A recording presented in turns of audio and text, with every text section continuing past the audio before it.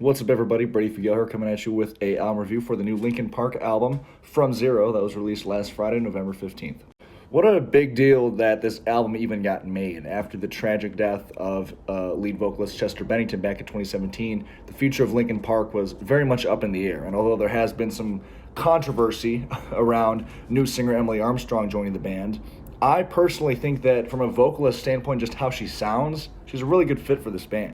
On that note, though, much like I actually said about my As I Lay Dying video a few days ago, I will not be touching on any controversy-related topics regarding the band, the album, Emily, nothing like that. This review is solely going to be about my opinion on the music, the overall quality of the music, and the contents of the music.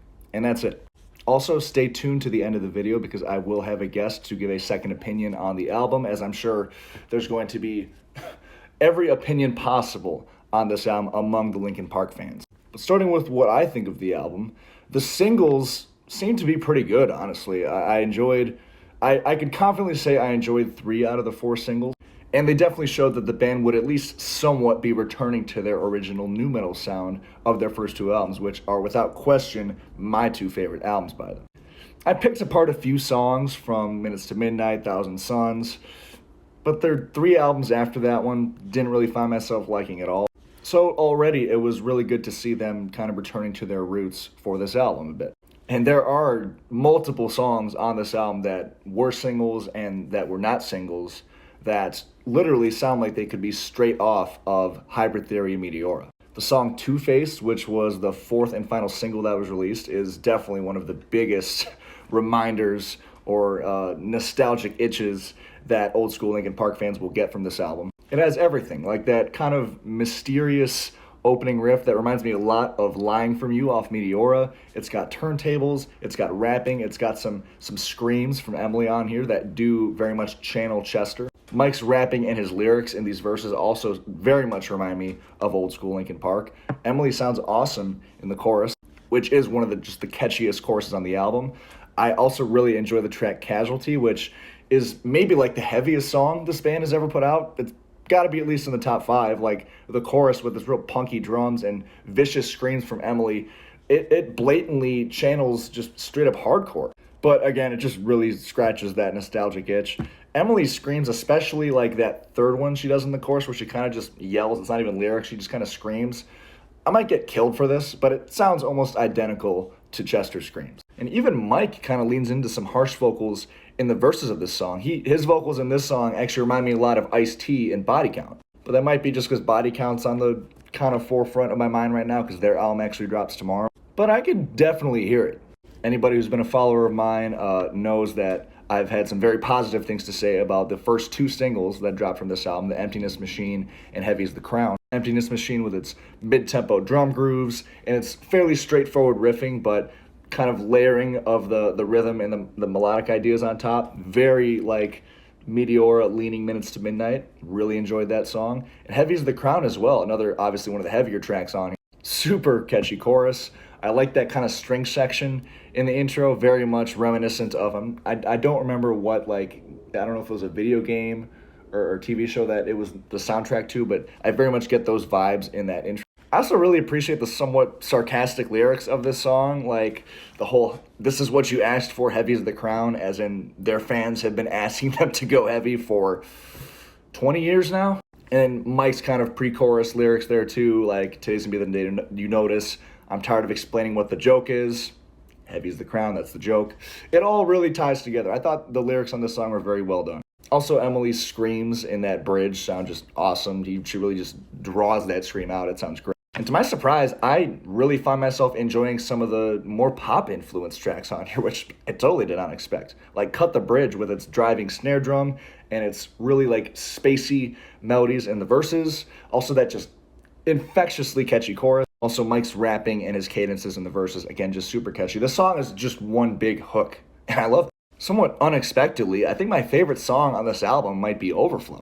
Despite it being like one of the poppiest songs on here, just the melodies in this song, it's almost hypnotic. The vocal performances on this song, both from Mike and Emily, are just full of drama and emotion and are just so moody. This song as a whole is just really moody. Maybe that's my favorite part of it. There's again kind of like a mysterious, slightly eerie vibe in the song too that I find myself really enjoying. And overall, I enjoy the closing track as well, Good Things Go, although it is, again, one of the much more pop-influenced songs on here. I just really like the vocal melodies from Emily especially. But unfortunately, this album is not without its flaws. Like the third single, Over Each Other, which just is a clear reach to just kind of show off Emily's talent as a vocalist, which it does. Like, she sounds really good vocally on this song. This one just wasn't really interesting enough for me to keep coming back to. Very pop-influenced once again in the overall vocal cadences and just kind of the lack of interesting musical ideas instrumentally. The track Stained, really not a fan of that one too. Again, just very, very pop-influenced, but just lacks any kind of creative or interesting musical ideas. These two songs just really just aim for the radio, and it's very obvious to me that they do that. On Stained in particular, again, I kind of think Emily sounds a little bit goofy, especially when her vocals are isolated and she's doing that thing where she really fluctuates her range, where she goes from high, low in that short time span, and just the way she says the word stained. It just, the way it fluctuates so drastic like that, it's a bit jarring. And my absolute least favorite song on this album is IGYEIH, I think. I Gave You Everything I Had, which is like one of the heavier songs on here, but like this song is, I think, what a lot of fans were afraid of, and that they would take that nu metal, that original Linkin Park sound, and just completely whitewash it, which is exactly what this song does. I cringe so hard at the yeah. Oh. Also structurally, and especially in that chorus, it just pretty much recycles the exact same formula that they already used on Two-Face, but just they do it in a much more bland and uninteresting way. This song overall just, to me, feels lazy and uninspired. I'm also not a fan of the whole, like, accidentally recorded banter going on between Mike and Emily. That's been present on lots of albums that I've listened to, and even some albums that I genuinely enjoy, but I've always just thought that to be really corny. What is that supposed to accomplish exactly? Like, is it trying to convince the listener that Emily is a part of the band more? Because I don't really think they need to convince listeners of that at all. And it just feels really unnecessary, and it disrupts the flow of the album. So, I mean, I'm leaning positive on this album for sure, but it still has its flaws. Like I said earlier, though, I do have a guest that I'll be featuring on this review, Max Gray, who runs his channel Metal Planet.